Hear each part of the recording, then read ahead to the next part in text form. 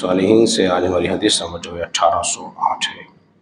حضرت سعد بن ابی وقاص رضی اللہ عنہ سے روایت ہے کہ رسول اللہ صلی اللہ علیہ وسلم نے ارشاد فرمایا، جو جان بوجھ کر اپنے والد کی بجائے کسی اور طرف خود کو منسوب کرتا ہے تو اللہ تبارک و تعالیٰ اس پر جنت حرام فرما دیتا ہے۔ اب ذرا توجہ کیجئے، دوسری روایت میں ہے جس نے اپنے نسب کو کسی اور سے جوڑ لیا، منسوب کر لیا، گویا ایسا ہے جیسے کہ اس نے کفر کیا۔ کیا بات معلوم ہو رہی ہے کہ کوئی جان بوجھ کر یہ نہ کہے کہ یہ میرا والد ہے، جو اس کا والد ہے اپنے آپ کو اس کی طرف ہی منسوب کرے، اس کے علاوہ کسی اور کی طرف منسوب نہیں کر سکتا۔ ایک بات اور سمجھ لیجئے، وہ یہاں پر ہمارے معاشرے میں جو ایک خرابی ہے، بہت اہم بات عرض کرنے لگا ہوں کہ بعض لوگ بچے کو گود لے لیتے ہیں، اس کو کہتے ہیں لے پالک بچہ۔ چونکہ جو لے پالک ہوتا ہے وراثت میں اس کا حصہ نہیں ہوتا۔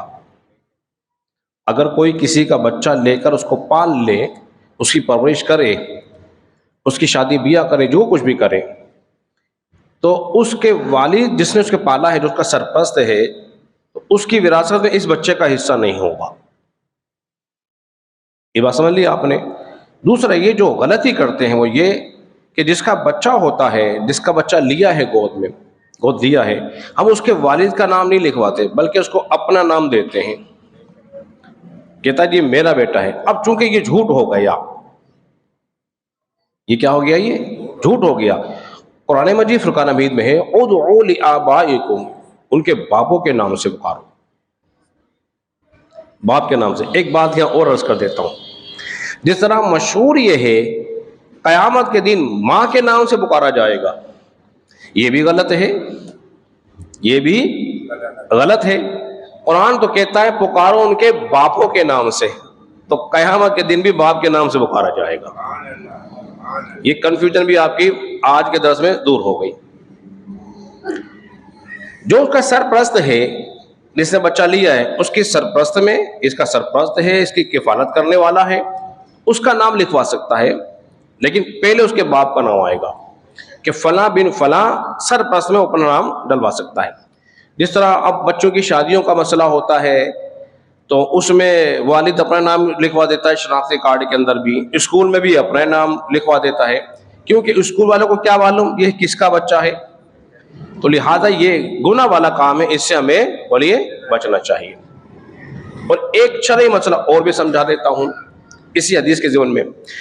ہمارے یہاں کچھ رشتوں کا تعلق ہوتا ہے حقیقی، ٹھیک ہے جی، اور کچھ رشتوں کا تعلق ہوتا ہے عرفی۔ حقیقی رشتہ جیسے یہ اس کا سگا باپ ہے، اس کی سگی اولاد ہے، یہ اس کی سگی بہن ہے، اس کی سگا بیٹا ہے، اور ایک ہے منہ بولا بیٹا، منہ بولی بہن۔ اسلام میں اس کا کیا تصور ہے؟ کوئی کسی کو منہ بولی بہن بنانے سے وہ اس کی سگی بہن نہیں ہو جائے گی۔ ہمارے رشتے بڑے جوڑتے ہیں، یہ میری منہ بولی بہن ہے، یہ میری منہ بولی ماں ہے۔ بھائی اس سے رشتہ ہو سکتا ہے، جس کو آپ نے منہ بولی بہن بنایا ہوا ہے وہ آپ کی سگی بہن نہیں ہے، تو لہذا اس سے رشتہ ہو سکتا ہے۔ جب رشتہ ہو سکتا ہے تو اس سے پردہ بھی ہوگا۔ وہ جس نے منہ بولا بیٹا بنایا ہوا ہے وہ حقیقی اس کا بیٹا نہیں، چونکہ اس سے رشتہ ہو سکتا ہے اس لیے اس سے ہی پردہ ہوگا۔ تو اب پردے کا جو ماحول ہے نا، یہ ہم سے ذرا دور ہوتے جا رہے ہیں۔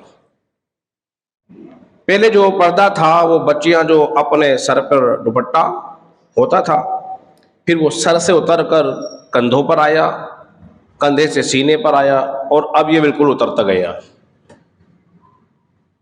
یہ ہمارے ماحول ہے گھروں کا، ہمیں اس پہ بہت زیادہ توجہ دینے کی ضرورت ہے۔ اس لیے میں بار بار وہ آپ سے وہ بات بیان کرتا ہوں کہ سب سے زیادہ نکاح جو بے حیائی کا ارتکاب کرتی ہے وہ نکاح کرتی ہے۔ رسول اللہ صلی اللہ علیہ وسلم کی خدمت میں ایک عورت حاضر ہوئی، عرض کہنے لگی یا رسول اللہ صلی اللہ علیہ وسلم اس بات کو دلوں کے کان سے سننے کی ہے۔ سگی ماں کہہ رہی حضور کی بارگاہ میں، رسول اللہ میں گھر میں کام کاج کر رہی ہوتی ہوں، کبھی ایسا حال ہوتا ہے کہ میرا جی نہیں چاہتا میری سگی اولاد بھی مجھے دیکھے۔ اللہ اکبر، گھر میں کام کار میں ایسی مصروف ہوتی ہوں، میری طبیعت نہیں چاہتی کہ سگی اولاد بھی مجھے دیکھے۔ اس سے اندازہ لگائیے پردہ کس قدر ہے۔ تو ماں کو بھی اہتمام کرنا ہے اپنے بیٹے کے سامنے، اگرچہ اس کا سگا بیٹا ہے مگر اہتمام ضرور ہے۔ اسی طرح بہن کو بھی اہتمام کرنا ہے بھائی کے سامنے، اور بیٹی کو بھی اہتمام کرنا ہے اپنے والد کے سامنے، اگرچہ اس کا سگا باپ ہے مگر پردے کا اہتمام ضرور ہوگا۔ ایک حدیث پھر اپنی گفتگو ختم، لطف والی بات۔ حضرت عائشہ صدیقہ رضی اللہ عنہا فرماتی ہیں کہ جب رسول اللہ صلی اللہ علیہ وسلم کا ہو گیا نا وصال، تو حضور کا وصال ہو گیا تو حضرت عائشہ کے حجرے میں رسول اللہ صلی اللہ علیہ وسلم تشریف فرما ہوئے، آپ کی قبر انور وہیں موجود ہے جو حجرہ عائشہ ہے۔ فرماتی میں بے دھڑک جایا کرتی تھی، میں ایسی جایا کرتی تھی حجرے کے اندر، کوئی خاص اہتمام میں نہیں کرتی تھی۔ حضور کے وصال کے بعد کی بات بیان کر رہی ہیں۔ فرماتی ہے کہ پھر کچھ وقت کے بعد میرے ابا جان کا انتقال ہو گیا، حضرت ابو بکر صدیق کا، پھر میں بھی کوئی اہتمام نہیں کرتی تھی، اس لیے کہ ایک میرے شوہر تھے، ایک میرے والد ہیں، ان کا عقیدہ دیکھیے۔ فرماتے پھر یہ ہوا کہ جب عمر بن خطاب کا انتقال ہوا اور ان کی قبر انور بھی رسول اللہ کے ہی روضے انور کے اندر بنی، فرماتی اب میں اہتمام کر کے جاتی تھی، کہ چادر کو لپیٹ کر اہتمام کر کے حجرے میں جا رہی ہیں۔ ان کا عقیدہ کیا تھا کہ یہ زندہ ہیں، یہ زندہ ہیں اور یہ پہچانتے ہیں، دیکھ رہے ہوتے ہیں، سنتے بھی ہیں۔